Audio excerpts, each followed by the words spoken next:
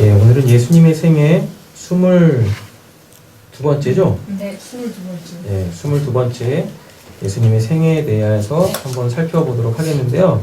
본문은 요한복음 1장 29절에서 34절입니다. 예, 지금 이 본문은 요한복음에만 기록이 되어져 있어요. 예, 그래서 그냥 성경책을 보셔도 되고 앞에다 이제 화면을 띄었으니까 그 화면을 참고하셔도 될 것 같습니다. 자, 29절부터 보시면 이튿날 요한이 예수께서 자기에게 나아오심을 보고 이르되 보라 세상 죄를 지고 가는 하나님의 어린 양이로다 라고 이렇게 말하고 있죠. 예. 예, 뭐 지난 시간에도 말씀드렸지만 세례 요한이 유일하죠. 네. 예, 그러면서 세례 요한이 제일 첫 번째 사람이었어요. 어떤 사람? 예, 하나님이 보내신 그 메시아가 예수라는 것을 제일 처음으로 알아먹은 사람이죠. 네. 예, 그때 당시에는 유일한 사람이었다라는 이야기입니다. 그죠? 네. 예. 자, 그럼에도 불구하고 세례 요한조차도 예수님의 십자가 이전에 자기가 가지고 있었던 그 메시아관 네. 하고 안 맞아. 예, 실제로 예수님의 사역하고 자기가 가지고 있었던 그 민족적 메시아관 이거하고 충돌이 일어나거든요. 예, 그러다 보니까 뭘 해요? 실족하죠. 예, 실족하게 되었습니다. 예, 그래서 우리가 예수를 알 때는, 예수를 믿을 때는 예수를 좀 잘 알고 제대로 알고 바르게 알고 믿자 라는 이야기입니다. 그렇죠? 예, 오늘 본문에 보니까 이튿날 요한이 예수께서 자기에게 나아오심을 보고 이르되 보라 뭐라 그래요? 세상 죄를 지고 가는 하나님의 어린 양이로다. 자, 그럼 이거에 관련되어져 있는 말씀들을 찾아보도록 하겠습니다. 세상 죄를 지고 간대요. 자, 요한복음 3장 16절 보시면 유명한 말씀이죠. 네. 하나님이 세상을 이처럼 사랑하사 독생자를 주셨으니 이는 그를 믿는 자마다 멸망치 않고 영생을 얻게 하려 하심이니라 라고 되어져 있습니다. 자, 그리고 17절, 18절 보면 이렇게 성경 아까 우리 권사님께서도 이렇게 말씀하셨는데 우리 권사님도 벌써 1도 끝내셨대요. 할렐루야. 우리 서장로님 첫 번째, 도화 두 번째, 우리 김성경 권사님 세 번째. 아주 성적이 올해는 좋습니다. 아주 좋아, 아주 좋아. 네. 아까 저도 그 권사님이 그런 말씀을 하셨어요. 읽다 보니까 예전에 안 보이던 것들이 보이고 그리고 여기 있는 게 다른 본문에도 있고 이러시더래요. 우리가 요한복음 3장 하면 16절밖에 모르거든요. 근데 성경을 계속 읽다 보면 16절보다요 17절, 18절, 19절 이 말씀들이 더 중요하다라는 걸 알게 돼요. 제가. 자, 보세요. 17절 보세요. 하나님이 그 아들을 세상에 보내신 것은 세상을 뭐하려 하려 하시고 심판하려 하심이 아니요 그로 말미암아 뭐요? 세상이 구원을 받게 하려 하심이니라 라고 얘기를 하고 있습니다. 그리고 18절 보세요. 그를 믿는 자는 심판을 받지 아니하는 것이요 믿지 아니하는 자는 하나님의 독생자 이름을 믿지 아니함으로 뭐라고요? 벌써 심판을 받은 것이니라. 제가 종종 인용하는 말씀이 지금 여기 있는 거예요. 예, 3장 18절에 있어요. 그리고 19절, 이 19절 정말 중요한데 그 정죄는 이것이니 이 죄 때문에 사람들이 심판을 받죠. 또 다르게 말하면 이 정죄 때문에 이건 지금 정죄라는 것은 너 죄 있어! 라고 이렇게 하는 거예요. 어떠한 사람한테 그 죄가 있음을 딱 이야기하시는 거거든요.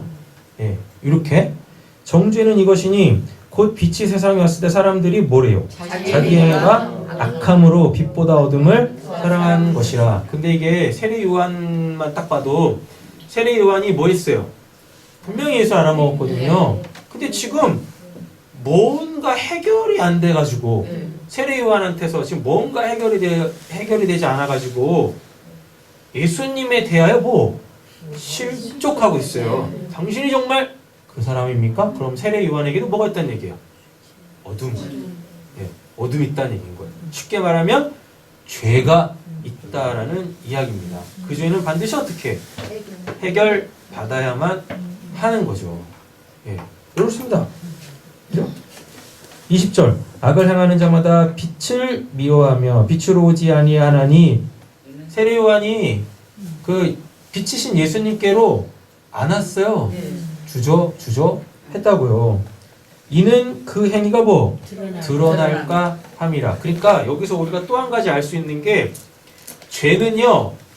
이게 우리적 개념에서 보면 하나님을 믿고 그 거룩함을 이루어가려고 하는 사람들에게 있어서는 죄는 분명 부끄러운 겁니다. 맞죠? 예. 죄는 분명히 안 좋은 거야. 그런데 그 거룩함을 추구하려고 하는 사람들, 그리고 그 구원을 이루고 완성하려고 하는 자들에게 있어서 이 죄는 숨길 게 아닌 거라는 걸 알게 되어죠. 여기서 바뀌는 거예요. 예. 죄를 숨기려고 하는 게 아니라 오히려 뭐? 예. 그 죄가 나한테 그대로 있으면 안 되거든요. 내가 죄를 드러내지 않는다는 얘기는 뭐겠습니까? 내가 그 죄를 포기하지 않겠다는 얘기인 거예요. 내가 그 죄를 해결받고 싶지 않은 거예요. 그래서 어떻게 해요? 내 안에 두고 남들이 모르게, 심지어 하나님도 모르게 숨기겠다는 얘기거든요. 그러면 뭐 하는 거예요? 그러면 죽어요? 네. 그죠? 하나님이 그 사람을 구원하시려고 작정하셨다면 징계가 오겠죠. 맞으면서 신앙하겠죠. 예. 그런데 오늘 이 본문대로 따지고 보면 죄가 있을 때 빨리 뭐 해라? 인실짓고 하는 거예요. 즉 회개하는 거예요. 예. 그러면 하나님께서 너 이런 죄 지었어? 이러지 아니하신다니까요. 어떻게 하세요? 그 죄를 해결해 주신다니까요. 용서해 주신다니까요. 예. 내가 죄가 있을 때는 내가 만약에 죄를 딱 감추고 있으면 늘 불안할 거 아닙니까? 아무리 내가 그걸 감추려고 한들 그게 감춰져요? 안 감춰져요. 언젠간 지금 당장은 거짓으로 포장할 수 있고 아닌 척할 수 있겠죠. 예. 근데 내가 뭐 하는 순간 정신줄 놓는 순간 다 드러나. 자기가 그냥 자기 입으로 다 얘기해. 그렇다니까. 그죠? 죄는 절대 감출 수가 없어요. 근데 하나님이 그걸 들춰내시면 그건 하나님이 작정하고 두드려 패시려고 그런다고요. 그러니까 하나님이 매를 드시기 전에 빨리 뭐 하는 거예요? 빨리 이실직고를 해야 돼. 빨리 회개를 해야 돼. 그래야 어떻게 해요? 다리 쭉 뻗고 편히 잘 수 있는 거예요. 우리 이거 많이 해봤잖아. 잘못한 부모님한테 뭔 잘못을 했는데 이거 분명히 걸리면 두드려 맞을 줄 아는데 그냥 갑자기 이렇게 있다가도 갑자기 그냥 엄마나 아빠가 내 이름 딱 부르면 괜히 그냥 뭐 도둑이 제발 지인자고 깜짝깜짝 놀래고 그리고 뭐 오버하면서 왜? 막 이러고 뭔가 있는 거지. 그랬다 그냥 딱 걸려가지고 몇 대 두드려 맞고 나면 시원하잖아. 그죠? 이제 내가 뭐 긴장할 일도 없고 눈치 볼 일도 없고 그죠? 쟤는 감추려고 해봤자 감춰지지가 않습니다. 그러니까 빨리 뭐 빨리 이실직고 하고 해결받으면 돼요. 그 타이밍이 중요한 거예요. 하나님이 들춰내시면 어떻게 돼요? 맞을 각오를 해야 돼. 그러니까 하나님이 들추어내시기 전에 하나님이 모르시지 않지 않습니까? 그죠? 빨리 이실직고 하는 게 맞다. 그래서 악을 행하는 자마다 빛을 미워하고 빛으로 오지 아니하니 이는 그 행위가 드러날까 합니다. 생내적으로 알아. 이 악이 드러나게 되어지면 내가 이거에 대하여 상응하는 벌을 받게 되어진다라는 걸 생내적으로 알아요. 생내적으로. 그래서 뭐 하는 거예요? 감추는 거야. 근데 감추어질 수가 없다라는 이야기인 거죠. 그렇죠? 자, 또 어디 말씀을 보시냐면 4장 42절 가보겠습니다. 그 여자에게 말하 이거 사마리아 여자입니다. 이제 우리가 믿는 것은 내 말로 인함이 아니니 이는 우리가 친히 듣고 그가 참으로 뭐라 그래요? 세상의 구주인 줄 알미라 하였더라. 지금 이 말이 뭐냐면 그 이제 사마리아 여자가 예수님을 딱 만나고 네. 예수로부터 구원을 받잖아요. 네. 그리고 이 여자가 했던 게 있습니다. 바로 자기네 동네 가가지고 내가 예수님을 만났다 막 사람들한테 전해요. 네. 그 이야기를 듣고 사람들이 뭐예요? 그게 누구냐? 그래가지고 예수를 만나거든. 그래서 예수한테 직접 복음을 들어. 그래가지고 이들이 다 뭐 한 거예요? 예수를 네가 말해서 믿는 게 아니라 우리가 그분에게 직접 들었기 때문에 우리가 이제는 그분을 믿는다라고 지금 얘기를 하고 있는 거예요. 근데 지금 사마리아 사람들이 이게 중요해요. 사마리아 사람들이 누구를 지금 뭘로 영접하고 있습니까? 예수님을 세상의 구주로 영접을 하고 있어요. 그러니까 예수를 만나서 예수를 어떻게 제대로 알면 딱 그냥 오늘 본문에 세례 요한이 이야기한 것처럼 세상 죄를 지고 가는 하나님의 어린 양이로다 이 고백을 할 수밖에 없게 되어지는 거예요. 네. 예수를 알게 되어지면 예수에 대한 정확한 그 고백, 성경적 그 고백이 우리에게서 나오는 거예요. 잘 알아야 한다라는 이야기입니다. 나머지 본문은 넘어가 보고 자 이제 지고 가는 거 있죠? 세상 죄를 지고 간다라고 했을 때 요한일서 3장 5절 보면 그가 우리 죄를 없애려고 자 그러면 요한복음 1장 29절 세상 죄를 지고 간다라고 해서 이 세상은 뭔 세상을 얘기하는 거예요? 지금 요한이 예수님을 딱 보면서 세상 죄를 지고 가는 이라고 하잖아요. 여기서 세상이 뭔지를 우리가 정확하게 알아야 될 거 아닙니까? 근데 이거를 직접 예수님을 직접적으로 경험한 누구? 사도 제자 요한. 예, 제자 요한이 예수님에 대해서 지금 뭐라고 지금 요한일서 3장에서 요한일서 3절에서 얘기하고 있냐면 요한일서 3장 5절에서 뭐라고? 그가 우리 죄를 없애려고 라고 하신다고요. 그러면 지금 요한복음 1장 29절 세례 요한의 이 고백 세상 죄를 지고 간다라고 했을 때 세상이 뭘 얘기하는 겁니까? 하나님이 창조해 놓으신 이 모든 피조 세계 얘기하는 거예요? 아니죠. 하나님이 구원하시려고 작정한 사람들이다라는 얘기입니다. 근데 그들이 지금 어디 살고 있어요? 세상에서 살고 있다라는 얘기인 거예요. 그래서 예수님이 어디 오셨어요? 이 세상에 오셨다라는 얘기입니다. 그리고 여기서 한 가지 더 중요한 건 그러면 아싸리 처음부터 구원받을 자들이라고만 하면 좋겠는데 왜 그렇게 세상이라는 단어를 썼을까요? 누가 누군지 몰라요. 하나님이 구원하시기로 계획한 사람들이 누군지를 몰라. 하나님은 아시지만 우린 몰라. 그런 거예요. 그리고 사도 바울에 의하여 디모데 전서에서 뭐라고 하냐면 하나님은 세상 모든 사람들이 다 진리를 알고 구원받기를 원하신대요. 당연하죠. 왜? 하나님이 뭐 하셨는데? 만드셨는데 피조 하나님이 창조하신 사람들인데 당연히 그러고 싶겠죠. 그죠? 그럼에도 불구하고 구원받을 자와 구원받지 못할 자들이 현실적으로 있다라는 겁니다. 여기다 대고 예정론을 끌고 들어오면서 그렇게 얘기하지 말자고요.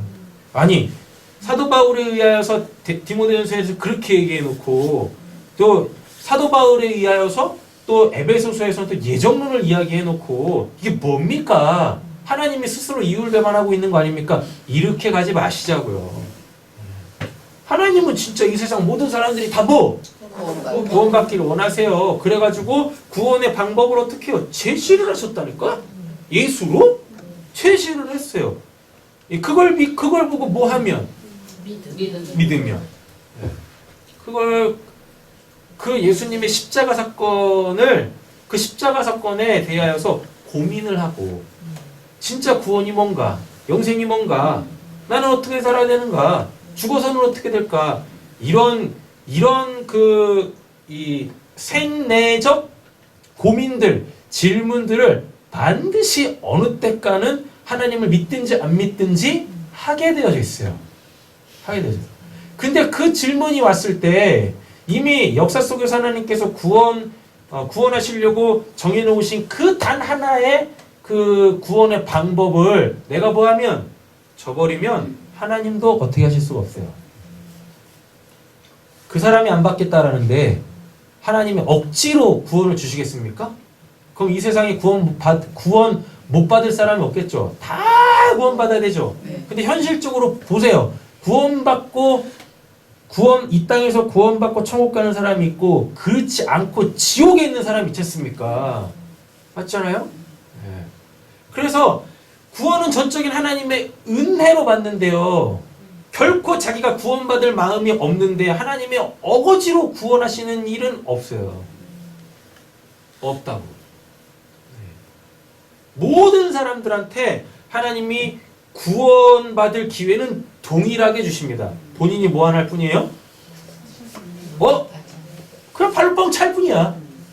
뻥 찰 뿐이에요. 근데 그 중에 어떤 사람들은 그 구원을 받는 사람이 있네? 자기가 한 게 없잖아. 그죠? 그래서 전적인 은혜로 받는다는 얘기입니다. 그런데 알고 봤더니 내가 받은 구원은 내가 태어나기도 전에 이미 하나님이 나를 구원하시기로 예정하신 거예요. 그러니까 내가 지금 구원받은 것도 감사한데 내가 언제 구원받았는지를 알게 되어지면 더 놀래 자빠질 일인 거죠. 그죠? 그냥 그래서 하나님의 은혜를 한번 경험하게 되어지면 측량할 수가 없어요. 그냥 지금 이 순간 내가 받은 은혜로 끝나지 않아요. 내가 받은 이 은혜 때문에 이미 내가 받았던 은혜 그리고 내가 앞으로 받을 은혜까지도 다 보여요. 그래서 지금 내가 하나님한테 은혜를 하나 받았다 손 치겠습니다. 근데 그 하나를 받고 하나 감사하는 게 아니에요. 그 하나 때문에 내가 미처 알지 못하였던 것들이 알게 되어져. 그것들까지 다 감사하게 되어지는 거예요. 이게 하나님 나라의 은혜의 원리예요. 원리. 그래서 말도 안 되는 그 30배, 60배, 100배의 결실하고 있는 겁니다. 씨 하나 뿌렸어. 그죠? 여러분 그 벼라도 한번 보세요. 벼 하나를 딱 심는다니까. 근데 거기서 수십 개의 알곡이 생겨요.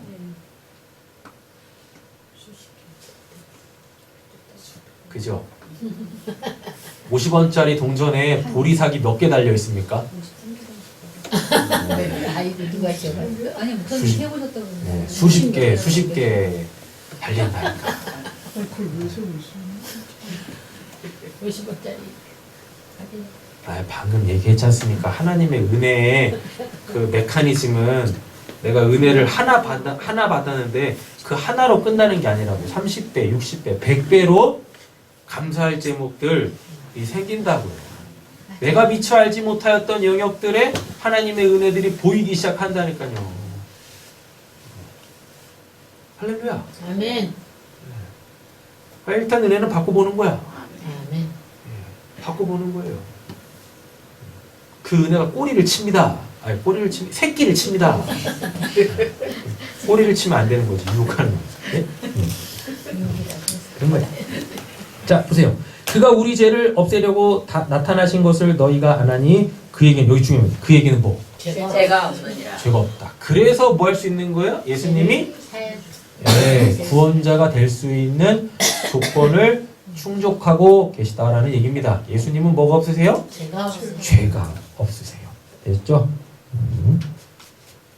히브리서도 한번 볼까요? 10장 4절. 이는 황소와 염소의 피가 능히 죄를 없이 하지 못함이니라. 이 말이 뭐냐면 구약의 그 제사제도 있잖아요. 네. 짐승 잡아 죽여서 단회적으로, 일회적으로 요즘에 우리 마스크 다 쓰고 다니잖아요. 일회용 마스크 쓰고 다니잖아요. 그런 것처럼 한 번 쓰면 더 이상 효력이 없어. 그러니까 이건 지금 구약의 제사는 뭐냐면 건 바이 건이야. 내가 하나의 죄를 졌어. 그러면 짐승 한 마리 잡아야 돼. 그리고 또 죄를 지면 또 잡아야 돼. 그러니까 죄를 지면 질수록 나한테 뭐가 생겨요? 재산적 손해가 생겨. 그러니까 재산적 손해를 안 보기 위해서라도 죄를 짓지 말았어야 돼. 죄를 짓지 말았어야 돼. 그런데 계속 죄를 져. 그렇잖아요. 계속 죄를 짓는 거예요. 근데 예수의 십자가에서의 대속은 이 개념이 달라져요. 예수의 십자가에서의 대속은요, 내가 죄 지을 수밖에 없는 나의 근본 있죠. 이걸 없애요. 이걸 없애요. 그래서 예수님의 십자가 사건이 나에게 정확하게만 딱 서게 되어지면 하나님의 구원사에서 내가 그 예수의 십자가에 정확하게 예수와 함께 딱 못 박히는 사건만 일어나게 되어지면은요, 우리가 더 이상 뭐 안 지을 수 있어요? 죄를 안 지을 수 있게 되어지는 거예요.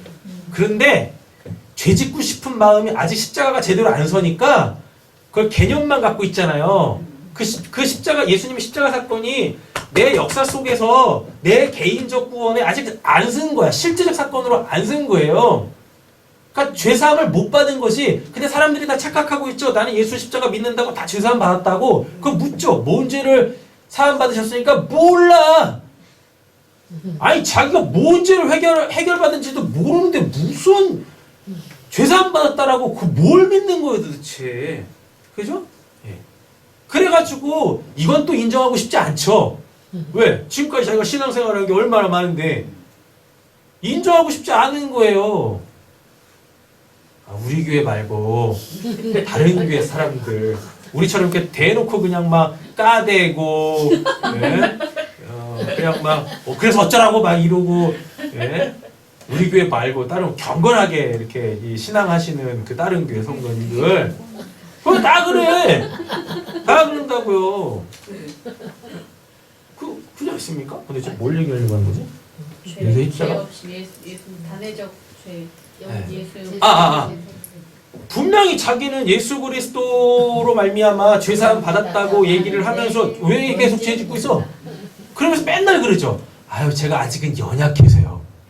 자랑이다. 뭐가 연약한 거예요? 그러면서 남하고 싸울 때 보면 막 핏대 세우면서 막 그냥 죽일 듯이 달려들어. 아니 챔피언이 따로 없어. 예? 그렇습니까? 아니 죄사함을 받은 사람이 어떻게 죄를 또 져? 사도 바울에 의하여서 이렇게 가르쳐지는 그 로마서만 봐도 알지 않습니까? 어떻게 예수 그리스도 십자가로 말미암아 구원받은 사람이 죄사함 받은 사람이 어떻게 또 죄를 짓냐 그럴 수 없다라고 얘기를 하잖아요. 그러니까 성경대로 신앙을 안 하는 거야. 그것도 웃기고 그것도 믿어. 그러면서 위안은 삼아. 근데 전혀 그게 실체화가 되지 않아가지고 여전히 죄를 져. 이상한 거예요.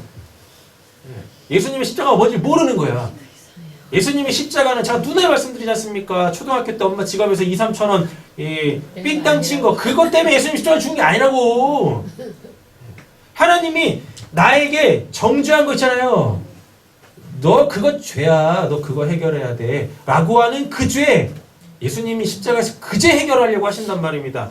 그게 해결이 안 됐기 때문에 다른 영역에서 내가 계속 뭐라고 있는 거? 죄를 짓고 있는 거예요. 근데 예수의 십자가는 그걸 해결했단 말입니다. 그러니까 나를 죄짓게 하는 그 소위 말하는 원흉, 그거를 이제 오리지널 신이라 그래요. 원죄가 해결되면 더 이상 나는 어떠한 상황 속에서 죄를 지을 수밖에 만드는 그 원흉, 이게 나한테 없기 때문에 반응 자체가 안 돼요. 죄 지을 수 있는 상황에서 그거에 내가 이렇게 반응이 안 된다니까. 그래서 죄를 지을 수가 없어. 아니 죄에 대한 개념도 없어져. 죄에 대한 개념도 원래 이렇게 가는 게 맞습니다. 이론은 알아요. 왜 이론은 알지? 이제 들어서 다 알아요. 그게 내게 되는데 내게 안 되니까. 네, 그죠. 그래서 구약 때 이 율법과 제사제도는 건 바이 건이었어요. 근데 예수님의 십자가는 건 바이 건이 아닙니다. 그냥 한 방에 죄의 원흉을 날리는 거야. 나의 원죄를 날리는 거예요. 이게 믿어져야 돼. 이게 나에게 역사적으로 일어나야 돼. 그래서 그 자의식이 딱 생겨야 돼요. 자의식이 생긴다라는 것은 내 안에 그 자아가 있기 때문에 내가 그 자아의 반응하는 거겠죠? 그게 새로운 피조물입니다. 근데 사람들이 수많은 경건하게 신앙생활 하시는 분들이 죄를 지어놓고 그런다니까요. 아이 뭐 이 땅에서 지금 살고 있는데 아직 죽어서 천국도 안 가는데 뭐 죄를 지을 수 있죠. 이러가고 있달까. 하나님한테 그게 통하지가 않아요. 통하지가 않는다고. 성경의 논리대로 얘기를 하면 그게 핑계거리가 될 수 없어요. 우리 그럼 성경대로 신앙해야 될 거 아닙니까? 성경대로 신앙할 때 그대로 되는 거예요. 그대로. 성경은 믿는데 성경대로 신앙은 하고 싶지 않지. 그러니까 성경하고 맞지도 않는 이상한 변종 신앙을 하는 거야. 그러면서 그냥 스스로 계속 막 소위 말 자위하는 겁니다. 아직 내가 뭐 믿음이 연약해서요. 마음은 원인데 마음은 원이로되 육신이 약하다. 육신이 약하여 이딴 얘기하는 거예요. 예. 그거는 정말 기도해야 될 때 우리 전도사님처럼 빡세게 하루 일과 끝내고 너무 피곤해서 자빠져 잘 때 그때나 통용되는 말이야. 그때나 통용되는 말이지. 아이고 자빠져 잤지. 서서 잡니까 앉아서 잡니까? 누워서 자는 거지 말을. 그래 누워서 자는 거죠. 너무 쌍스럽잖아요. 네? 뭐요? 쌍스러워. 네, 알겠습니다. 어쩔 수 없죠. 자 11절 히브리서 10장 11절 제사장마다 매일 서서 섬기며 자주 같은 제사를 드리되 이 제사는 언제나 죄를 없게 하지 못하였거니와 오직 그리스도는 죄를 위하여 한 영원한 제사를 드리고 하나님 우편에 앉으사. 그렇게 되어 있어요. 네. 14절 그가 거룩하게 된 자들을 한 번의 제사로 영원히 온전하게 하셨느니라. 그러니까 이 사건이 나한테 딱 일어나잖아요. 그러면 결코 우리는 다시 예수를 십자가에 못 박을 수가 없어. 그죠? 네. 그러니까 한 번 십자가를 제대로 경험하면 다시는 십자가 보면서 뭐 안 흘릴 수 있어요? 눈물 안. 눈물 안 흘릴 수 있어요. 더 이상 저 십자가는 나한테 의미가 없어. 네. 그래서 교회의 표지는 십자가가 아닙니다. 물고기지, 이투스. 하나님의 아들 예수 그리스도 구원자. 네. 바꿔야죠. 바꿔야 돼. 물고기를 바꿔야 되나? 물고기 바꿔야 돼.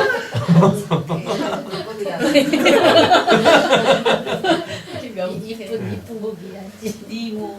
원래 그 1세기, 2세기, 3세기 이때 그때는 뭐 건물로서의 교회도 없었죠. 핍박했을 때는 건물을 어떻게 세웁니까? 대번에 거기부터 찾아올 텐데 십자가를 세울 수도 없었어요. 그래가지고 교회 가면은 바닥에 이렇게 십자가로 타일이 만들어져 있었다니까요. 그럼 거기가 교회인 거야. 거기가 교회인 거예요. 그럼 거기 모여가지고 뭐예요? 예배했던 겁니다. 그런 거예요. 너무 이상해. 타일을 십자가로 아니지 물고기야지. 뭐라고 그러는 거예요? 근데 어느 순간부터 그냥 계속 십자가. 캐톨릭의 영향 때문에 그래요. 캐톨릭의 십자가는 여전히 예수님 십자가에 못 박혀 있죠. 부활의 주 안 믿는 겁니다. 그래. 그러니까 매일 그냥 뭐예요? 고해성사 하잖아요. 그래. 아니 뭔 놈의 죄를 그렇게 많이 져? 제가 천주교 욕하는 사람들은 별로 못 봤어요. 맞죠? 맨날 기독교만 까대죠. 진짜 나쁜 놈들은 어디 있어요? 천주교에 있어. 왜? 껐떡하면 죄죠.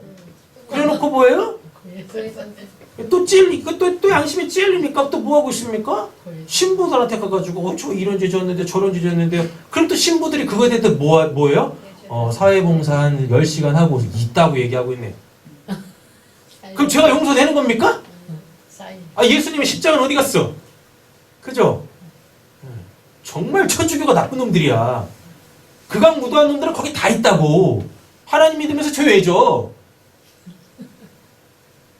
안 그런가?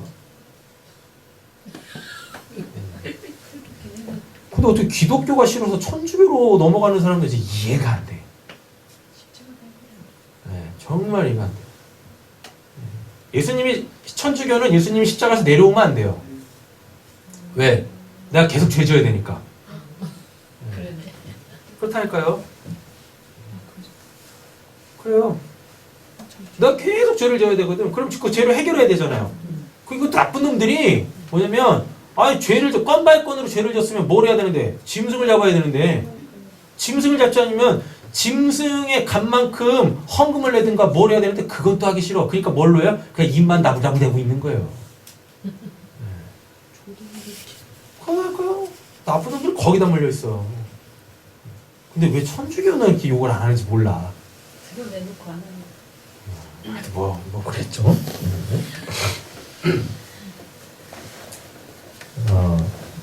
되셨죠? 이 십자가 이제 해결되시죠?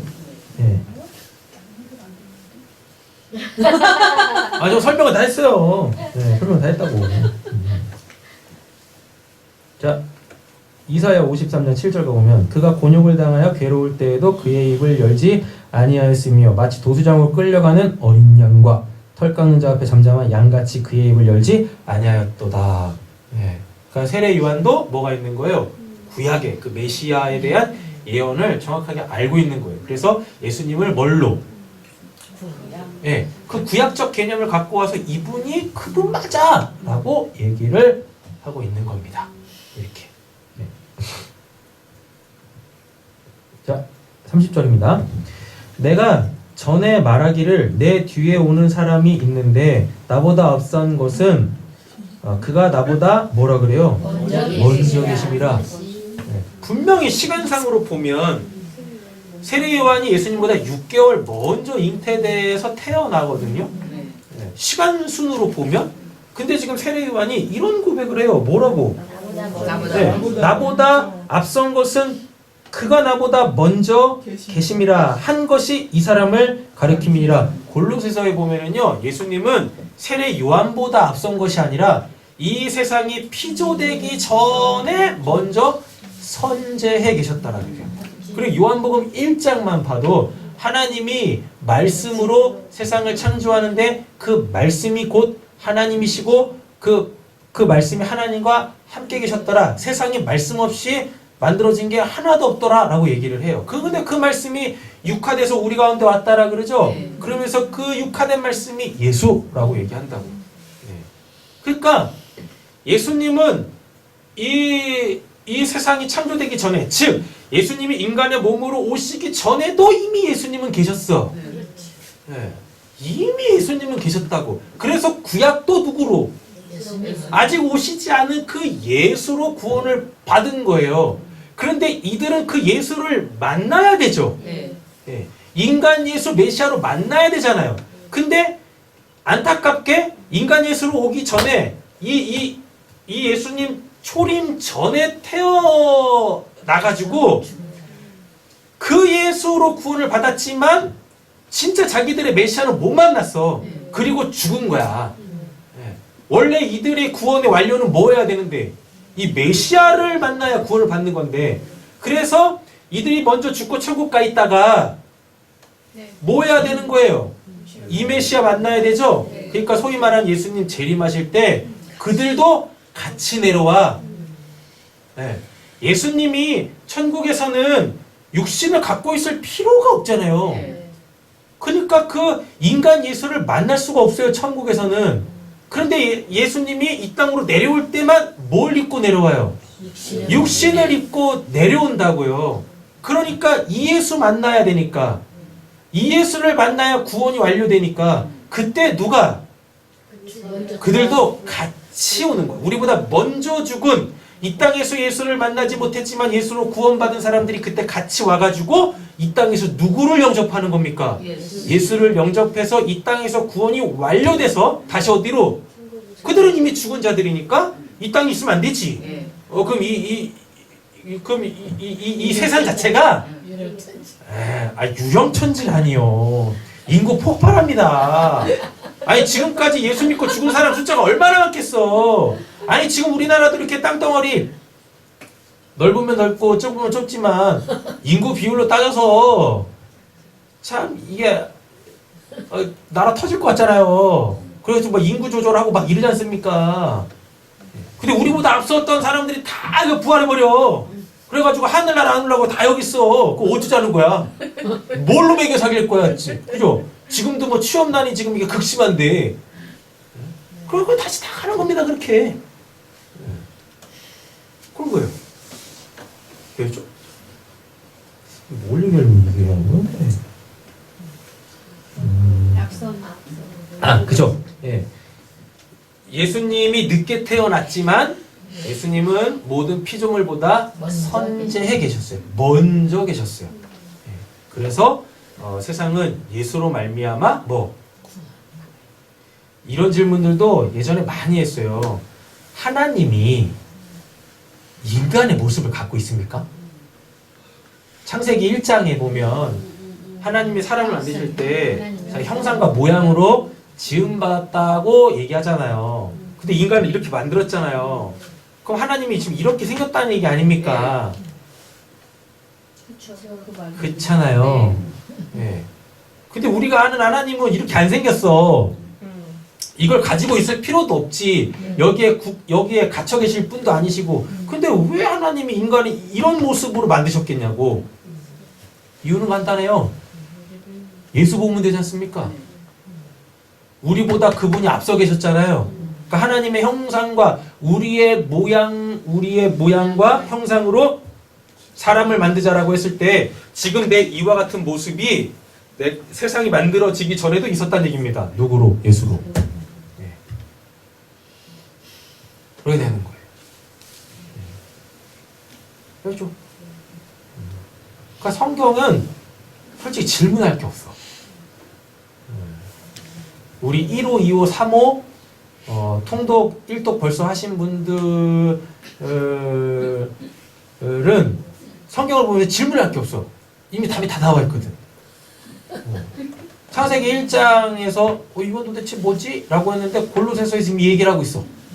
예수님이 모든 것보다 또 여기서도 얘기하잖아요. 선지에 계실 때.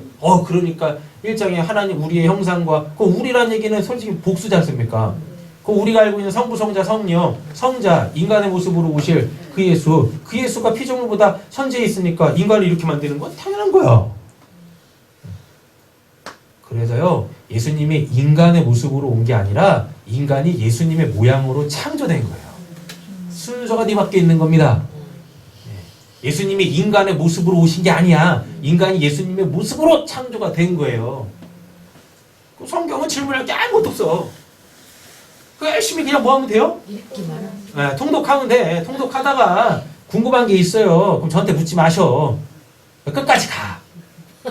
네. 요한계시록 끝까지 가. 그럼 어딘가 나와. 어딘가 나와. 네. 네.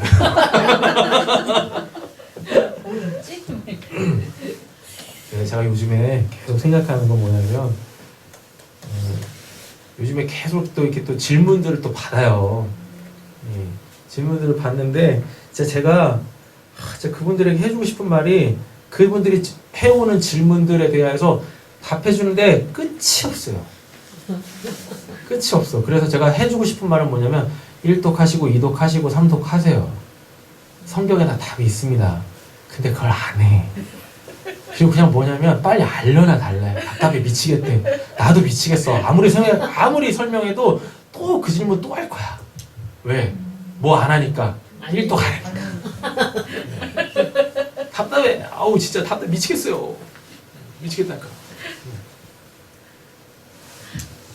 제가 백날 설명하고 뭡니까? 저희가 지금 이 본문을 보고 있는데 여기에서 궁금한 게 있는데 고민이 생겼는데 제가 그걸 아무리 설명한들 그게 뭐 설명이 되겠어요? 우리의 성경에 대한 질문은요 이미 성경에 답이 있거든요. 그걸 딱 봤을 때 그냥 해결돼요. 설명 다 필요 없어. 내가 갖고 있는 이 질문에 대한 답이 다른 어디 본문에 있거든. 그거 보면 뭐 설명이 뭐가 필요해? 성경에서 얘기하고 있는데. 그죠? 그죠?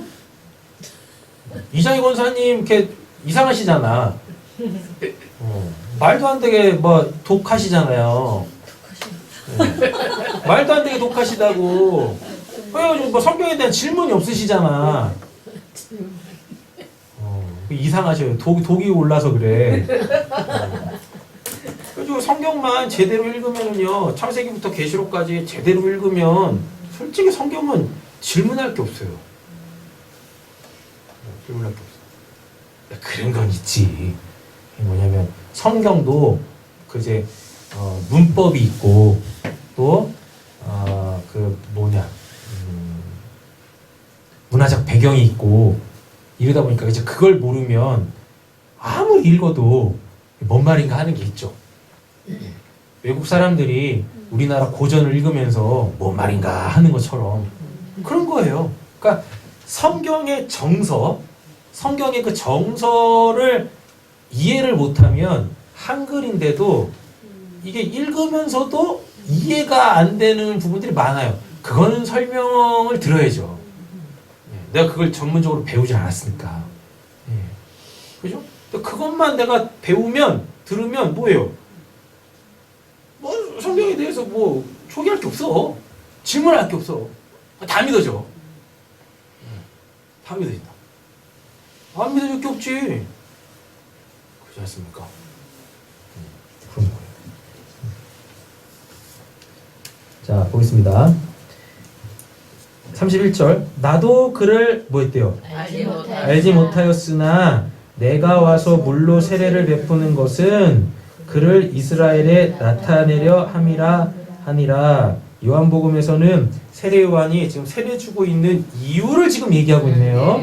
마태복음에서는 뭐 했는데요? 회개에 메시아를 준비시키려고 세례를 베풀었다라고 얘기하는데 요한복음에서는 좀 다른 각도를 얘기하고 있어요.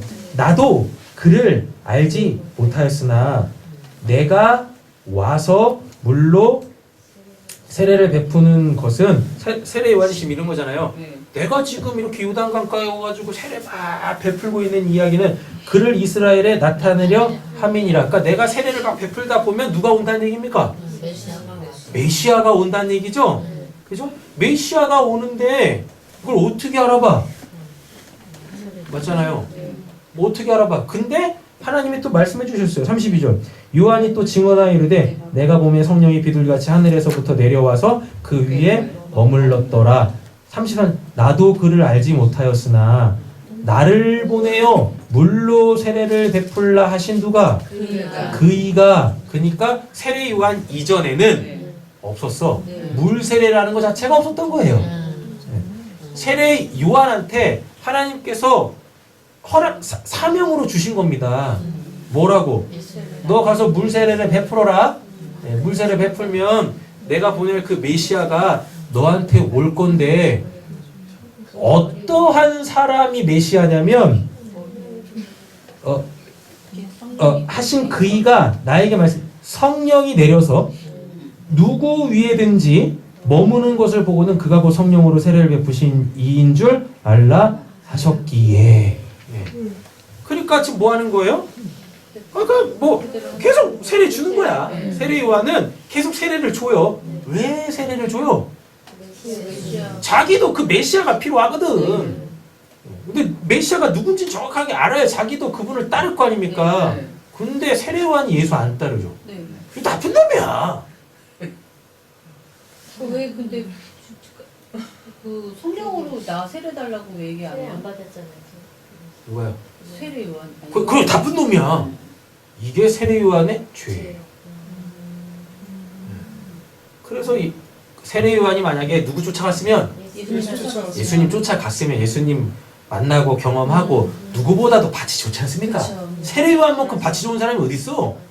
엄마 뱃속에부터 성령 충만하고 엄마 뱃속에서부터 예수님 아직 태어나지도 않은 예수님을 태어나지도 않은 세례 요한이 알아먹고 막 구워가지고 막 엄마 배 빵빵 차고 그랬었는데 밭이 얼마나 좋아요.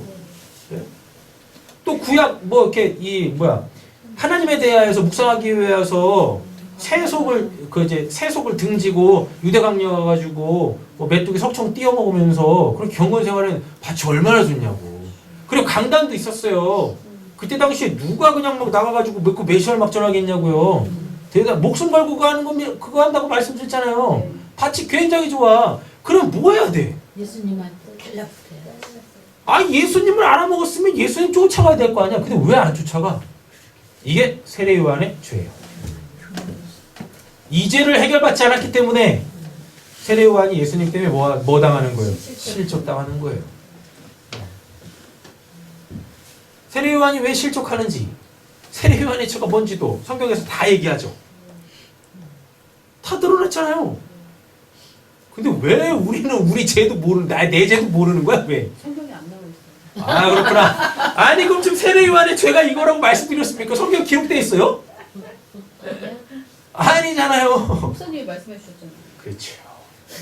우리 죄들이 있겠지. 여러분들의 성경이 기록이 안 돼 있어서 제가 뭐라고 할 수 없어. 이거 어떻게 알아? 네. 열심히 따라. 그죠. 세례 요한이 예수님 때문에 실족했다는 얘기는 세례 요한한테 지금 어둠이 있어요. 빛을 안 네. 받아들였다는 얘기지 않습니까? 그럼 세례 요한한테도 뭐가 있다는 얘기, 죄가 있다는 얘기잖아요. 그럼 세례 요한의 죄가 뭔지를 알아야지 되잖아요. 예. 맞잖아요.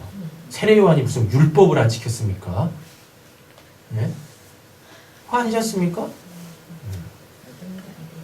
예수님을 몰라봤어요? 인류 최초로 예수님을 알아본 사람인데 세례 요한한테 뭔 죄가 있었겠냐고?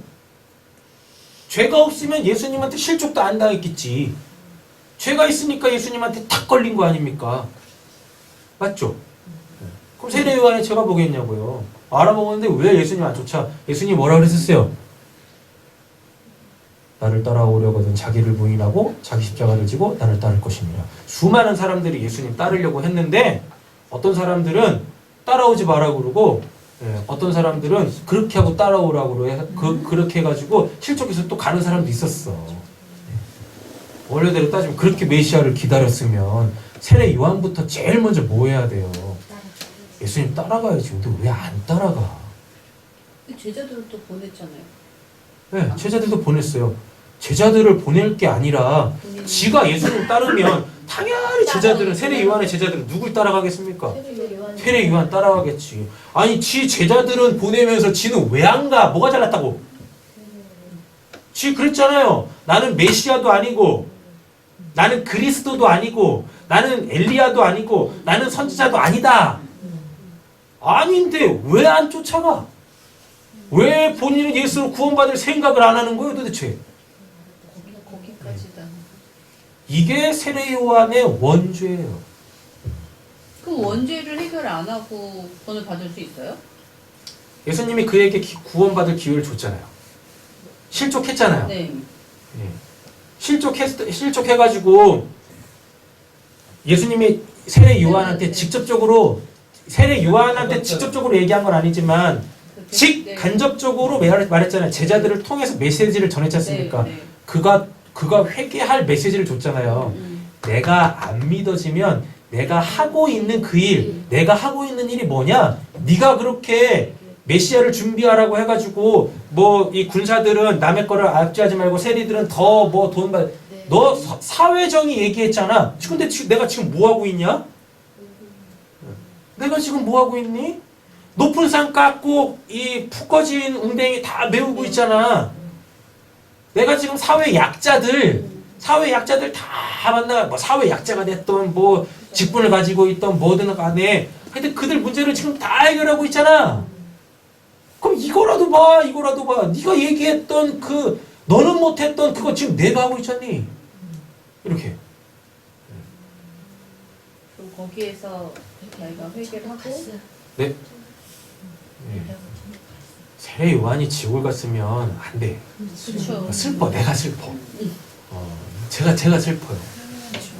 나쁜 놈이라고 그래서. 나쁜 놈이죠. 나쁜 놈. 죄 있으니까 나쁜 놈이야.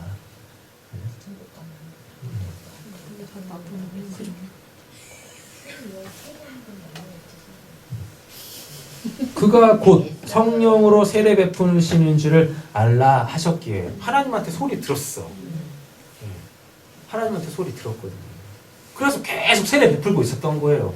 마태복음은 대상이 누구니까? 유대인들이니까 그 유대인들을 깔라고 마태가 세례 요한의 세례 주는 그거를 그 광야에 외치는 소리로 접목을 해가지고 그렇게 얘기를 한 거고, 요한복음은 예수님한테 포커스를 맞추고 있거든요. 그래서 일부러 세례 요한한테 포커스를 맞추지 않아요. 그래서 세례 요한이 무슨 회개 이런 얘기 안 한다고요. 그냥 뭐 메시아가 오면 이 사람이 그이다라는 걸 그냥 전하는 그 메신저로만 그러니까 즉 확성기로만 이렇게 이 포커스를 맞추고 있는 거예요. 요한복음에도 여러 가지 에피소드들이 이렇게 있는데 잘 보면은 그게 예수님에게만 집중되어 있어요. 다른 거 보지 말라고. 예수님만 좀 정확하게 보라고. 근데 공간복음서들을 보잖아요. 공간복음서들 보면 분명히 공간복음도 마테마가 누가도 예수님을 얘기하는데 예수님 때문에 구원받는 사람들의 믿음이 겁나게 부각됩니다. 네 믿음대로 내가 이스라엘에서 이만한 믿음을 본 적 없다. 그러면서 그 사람들의 믿음이 이렇게 막 확대되어져요. 그래서 우리가 그 사람들의 믿음을 면밀히 분석하잖아요. 그래서 라합 얘기도 했고 누구야? 다말 얘기도 했고 예수님 얘기 안 했잖아요. 근데 요한복음은 그걸 허용을 안 해요. 그냥 온리 누구만 봐? 예수님만 봐. 봐. 그래서 복음서마다 색채가 있다. 복음서마다. 내가 보고 그가 하나님의 아들이심을 증언하였노라 하니라 하고 이렇게 얘기를 하고 있습니다. 세례 요한의 사역은 뭐? 예수님 알아먹고 이분이다. 그거 알리는 것. 알리는 것. 됐죠? 근데 중요한 건 뭐예요? 오늘 본문 안에서 우리가 놓치지 말아야 될 게 뭐예요? 왜 예수 안 따르는 거야? 왜 예수를 안 따라? 지금 뭔데? 뭐가 그렇게 대단하다고 예수를 안 따라? 원래대로 따지면 진짜 그냥 우리적 개념으로 따지면 예수님한테 제일 먼저 부름받는 제1호 제자가 누구여야 되는데? 세례 요한이어야 되는데 예수님은 왜 세례 요한을 첫 번째 제자로 왜 안 불렀을까? 이런 고민들도 우리가 좀 더 신앙이 성장하고 성숙하면 해볼 만하다라는 얘기예요. 해볼 만하다. 답도 있어요. 간단해. 마지막 구약의 아이 그러지 마세요. 그런 거 이상한 거 얘기하지 마. 너무 독이 올랐어. 너무 얘기하지 마세요. 본문 안에서 이미 답이 나와요. 네, 답이 뭘까요? 답이 뭘까요? 간단해. 어렵잖아. 본문 안에서 좀 찾으세요. 지금 이것들 왜? 나도 그걸 알지 못해. 네? 알지 못해서. 뭘 알지 못해요? 그래야지. 아니 그걸 제일 먼저 알아먹었다니까 뭘 자꾸 증언하려고 말이야. 알아먹었잖아요. 나도 그를 알지 못하였으나 라고 했잖아요. 그런데 알아먹었잖아요. 왜 예수님은 세례 요한을 1호 제자로 뽑지 않았을까? 원래는 우리적 개념에서 보면 제일 먼저 얘를 뽑아야지. 예수님만 나타내는 게 그 상황이지. 예. 세례 요한의 사명은 딱 거기까지인 거예요. 예수 알아먹는 것까지만인 거예요. 이건 누가 직접 하신 거예요? 하나님이. 예수님이 하나님은 아니지 않습니까? 또 이렇게 하면 예수님이 하나님이 아니세요? 제발 이러지 말고! 이러지 말고! 요한복음에 보면 뭐라 그래요? 아버지가 일하시니 나도 일한다. 난 아버지에게 들은 것만 이야기한다. 이러잖아요. 예수님이 하나님이 아니지 않습니까? 하나님이 세례 요한한테는 사명을 하나님이 직접 주셨어요. 넌 거기까지야 라고 이렇게. 그래서 예수님이 뭐 하는 월권 안 하는 거예요. 예수님이 하나님이심에도 불구하고 세례 요한을 뽑지 않는 거예요. 하나님이 세례 요한은 딱 거기까지니까. 그럼 또 이렇게 얘기하면 하나님이 사명을 거기까지 줬으니까 세례 요한은 당연히 예수님을 안 쫓았겠죠. 이러면 답이 없어. 사명하고 구원은 달라. 하나님이 거기까지 사명을 딱 주셨으면 그건 본인이 해야 될 거 아닙니까? 그죠? 그걸 다 했잖아. 그럼 뭐 끝난 거예요? 그거 하면 구원 받습니까? 그런 줄 알았어요? 성교사들 나고 아니 이렇게 한번 보세요. 하나님이 우리한테 뭔 일을 하라고 했어요. 그럼 우리 그 일을 하면 구원 받아요? 예수를 본다도 그쵸? 그거하고 예수로 구원받는 거하고 별개야. 그러면 예수를 안 돼. 그렇게 이렇게 연결이 되는 거죠. 그러니까 그런 메커니즘은 그런 구조는 어떻게 생긴 거예요? 보상심리? 예? 내가 이만큼 했으니까 나한테 구원 주시고 아니 이건 부활로 했으니 십자가에서 죽어. 알아지는 줄 이렇게 이렇게 큰 이렇게 그 그림이 이제 내가 이렇게 네. 하면 예수에 대해서 알고 네. 그 예수를 알면 내 죄를 알게 되고 네. 이렇게 되겠다. 라고 좋겠지 그러면. 다 때려치고.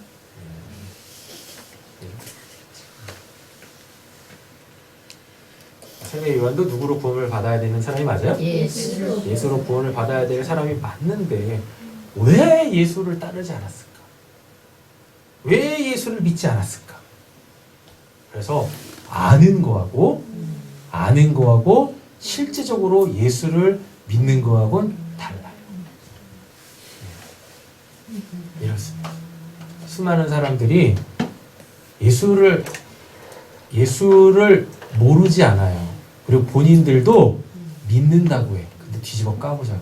이 본문 앞에서 뒤집어 까보자고요. 예수를 뚫어지게 알지만 예수를 안 믿는 사람들이 허다합니다. 다시 말해서 예수님을 따르지 않는 사람들이 허다해요. 그렇다니까요. 그래서 여전히 뭘 지어요? 죄를 지어요. 여전히 죄를 짓는다는 말은 뭐예요? 원죄가 해결이 안 됐어. 자기는 십자가로 구원받았다고 하는데 정작 십자가가 그 사람한테 진짜 안 선 거야. 그리고 묻죠. 당신이 진짜 십자가에서 사함받은 죄는 뭡니까? 몰라. 원죄 이렇게 예. 그럼 제가 또 묻겠죠. 그 원죄가 뭡니까? 선악. 네, 선악과. 그럼 제가 또 묻겠죠. 당신 선악과 따먹었어요? 저는 안 먹었어요. 이러가고 있다니까. 네. 뭐예요 그게?